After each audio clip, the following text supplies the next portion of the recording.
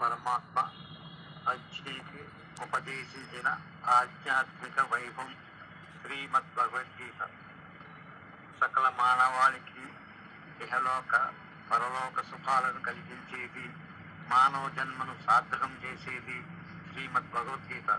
అటువంటి భగవద్గీత యజ్ఞాన్ని కొనసాగిద్దాం, ఉత్తరిద్దాం. ఓం నమో భగవతే వాసుదేవాయ. నారాయణుడైన ఆచార్య శ్రీకృష్ణ పరమాత్మ నరుడైన అర్జునుడికి ఉపదేశించిన శ్రీమద్ భగవద్గీత విశ్వమానవాళికి అమృత సందేశం. అటువంటి పరమ పవిత్రమైన శ్రీమద్ భగవద్గీతలో 13వ అధ్యాయం క్షేత్రజ్ఞ విభాగ యోగం. శ్లోక భావ అమృతవాహినికి స్వాగతం. జ్ఞేయం యత్తత్ ప్రవక్ష్యామి యజ్ఞాత్వామృతమశ్నుతే అనాదిమత్పరం బ్రహ్మ న సత్తన్నాసదుచ్యతే. ఏది తెలుసుకోదగిన పరబ్రహ్మ స్వరూపమో, దేనిని తెలుసుకొని మానవుడు అమృత స్వరూపమైన మోక్షాన్ని పొందుతున్నాడో దాని గురించి చెబుతున్నాను.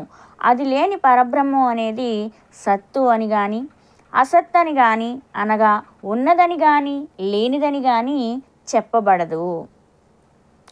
సర్వతః పాణిపాదం తత్సర్వతోక్షి శిరోముఖం సర్వతః శృతిమల్లోకే సర్వమావృత్య తిష్టతి.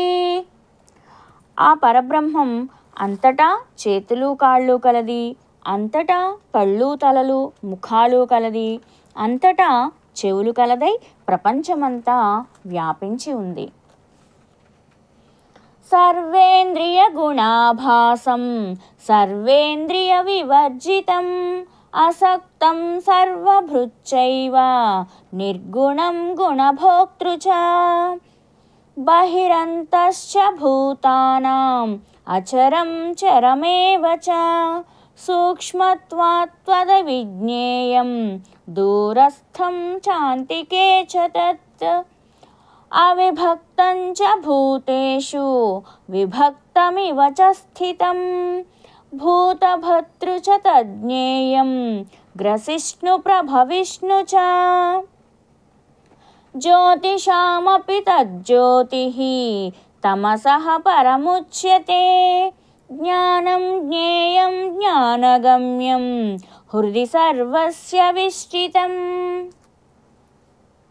ఓ అర్జున, ఆ పరబ్రహ్మం సమస్త ఇంద్రియాల గుణాలను ప్రకాశింపచేస్తుంది.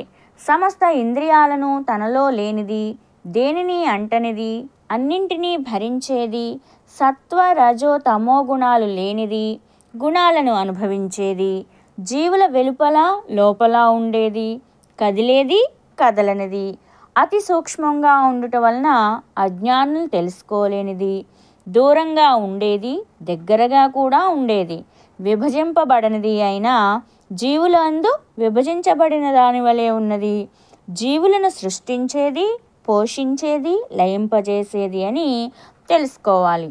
ఆ పరబ్రహ్మం ప్రకాశించే వస్తువులైన సూర్యుడు, చంద్రుడు, అగ్ని మొదలైన పదార్థాలకు కూడా ప్రకాశాన్నిస్తోంది. అజ్ఞానం అనే చీకటి కంటే అతీతమైనది, చిన్మయ రూపం అనే జ్ఞాన స్వరూపమైనది అని తెలియదగినది, జ్ఞాన గుణాలచే పొందదగినది, సమస్త జీవుల హృదయాలలోనూ విశేషించి ఉన్నది అని చెప్పబడుతోంది. ఇతి క్షేత్రం తథా జ్ఞానం జ్ఞేయం చోక్తం సమాసతః మద్భక్తయే తద్విజ్ఞాయ మద్భావయోపపద్యతే. ఈ విధంగా క్షేత్రం, జ్ఞానం, జ్ఞేయం కూడా సంక్షిప్తంగా చెప్పబడింది.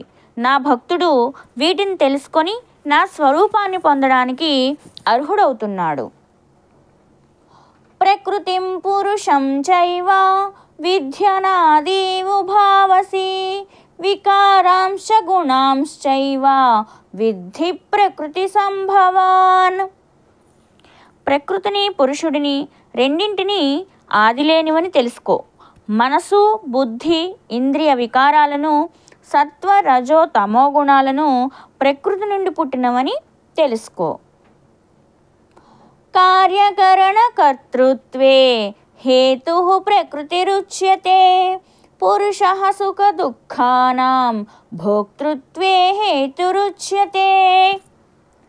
కార్యకారణములను కలగచేయుటలో ప్రకృతి హేతువని, సుఖదుఖాలను అనుభవించుటలో పురుషుడు హేతువని చెప్పబడుతోంది. పురుషః ప్రకృతిస్థో హి భుంక్తే ప్రకృతిజాన్ గుణాన్ కారణం గుణసంగోస్య సదసద్యో నిజన్మసు. ప్రకృతి యందు ఉన్నవాడే పురుషుడు. అంటే జీవుడు ప్రకృతి వలన పుట్టిన సుఖ దుఃఖాది గుణాలను అనుభవిస్తున్నాడు. ఆ గుణాలతో సాంగత్యమే జీవునికి ఉత్తమ అధమ జన్మలు పొందుటకు కారణమవుతోంది.